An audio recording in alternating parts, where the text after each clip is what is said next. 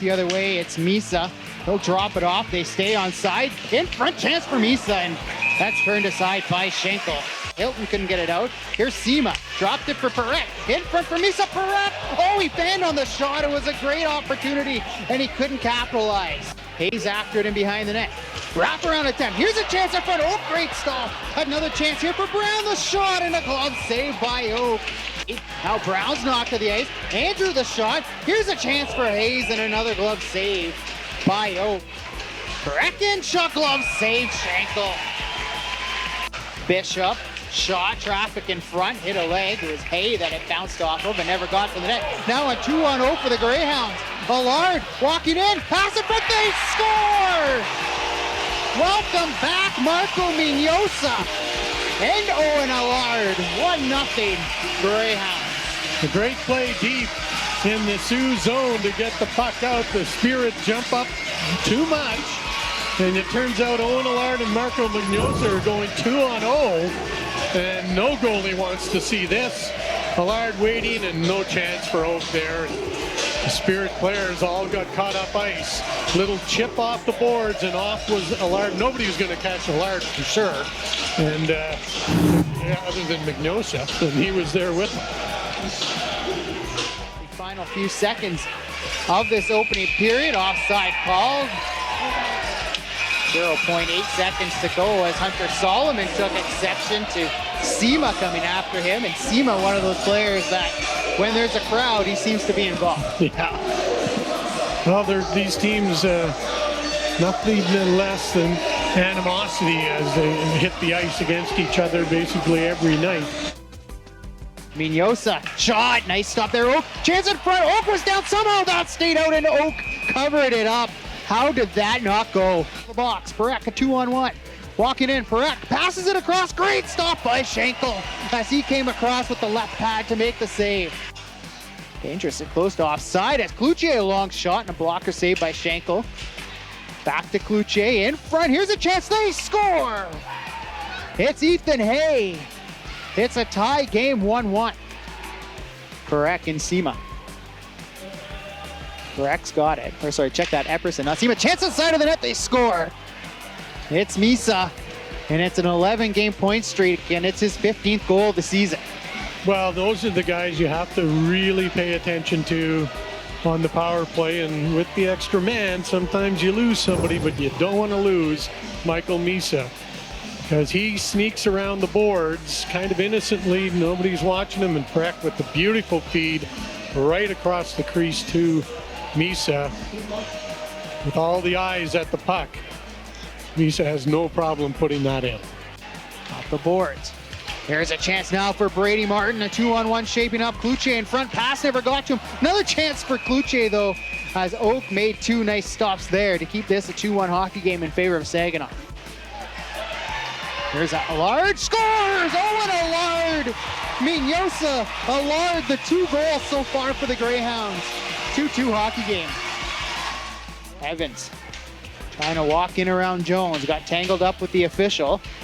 And now Misa skates away from a hit from Cloutier, but then overskated the puck, and Cloutier's got a man in front, finds him, scores! It's Evans!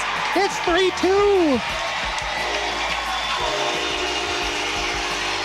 Well, you don't see that too often, that Michael Misa makes a miscue, especially in his own zone.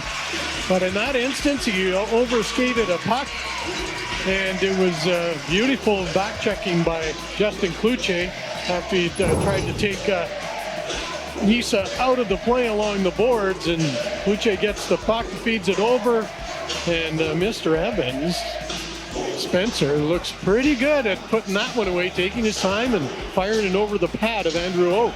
Gibson heads off, and here's an opportunity now. Harmer in a lone shot. Nice stop there by Schenkel. Out come the Greyhounds. Travis Hayes got Dezodi with him. Dezodi to the net, off his skate. Zane Perek into the circle, cross ice speed. Great stop, Schenkel, as he came across. Mangoni couldn't get the quick shot off, and that's not a good look though for Charlie Schenkel right now, as he's a little slow to get up and he looks to be in a bit of discomfort. Yeah, he got the feed over, couldn't get the shot off quickly. Kind of the awkward thing about that is that Schenkel wasn't totally splayed out. He was kind of still sitting up a bit when he went across, and kind of had a lot of pressure on his leg, whether it be his knee or his the groin. It seemed like he went across the ice kind of odd, not the usual way the goalies slide across quickly.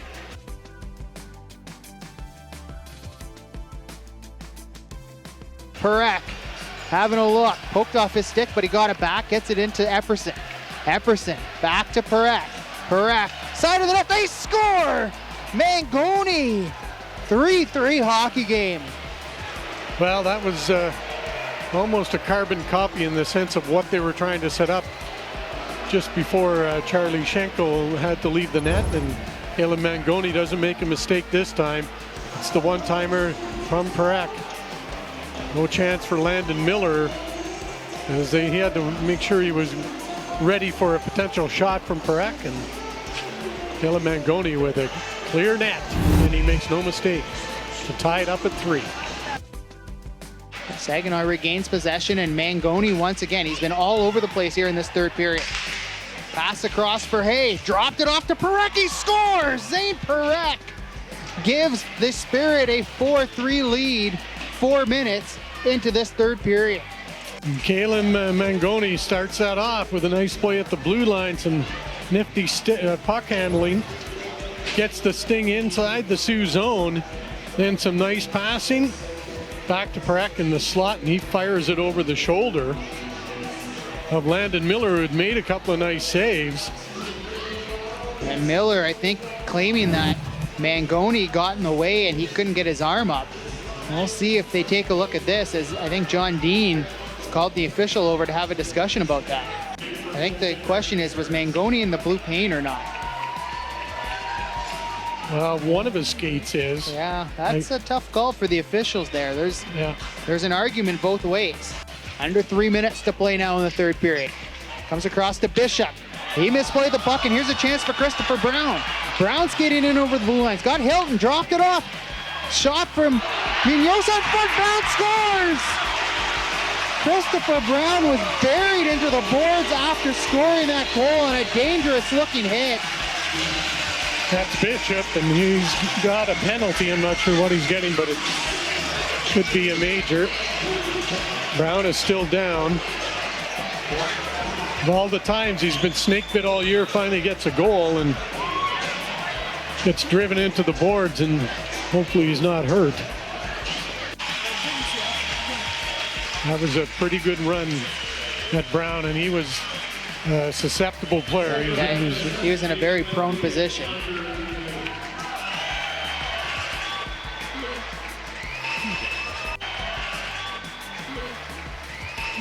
Behind the net. Has time to take a look. He'll flip it around the boards, and Evans jumps up in the play. Into the corner he goes. And behind the net. Now wrap around and comes in front. They score. There's Justin Nizzotti. Beautiful play by Evans. Just to take his time and take a look. And I think the Spirit player thought he was going to dump it back to the blue line. Instead, right out front to Justin Nizzotti, and he buries it.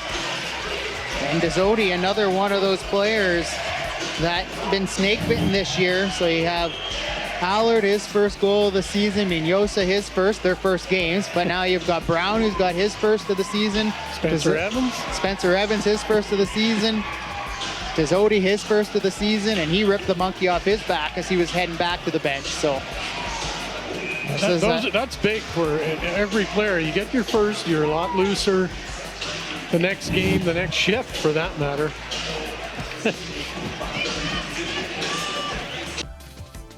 Down the ice, he's going to win the race. He shields himself from the hit from Mangoni, and a dangerous hit once again by a Saginaw player. That time it was Perek who ran Allard well away from the puck, and that is why these two teams have come together. Yeah, that wasn't a smart move as well. And once again, at that point, Allard was a vulnerable player because he is off balance. No need for Perek to do that.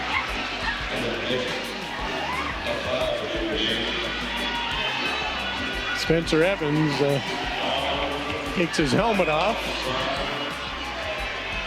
Nothing's going to come of that with 50 seconds to go. Little scrum off the draw. And the buzzer will sound, and we'll see if we get any extracurriculars after the buzzer as Hilton comes in, and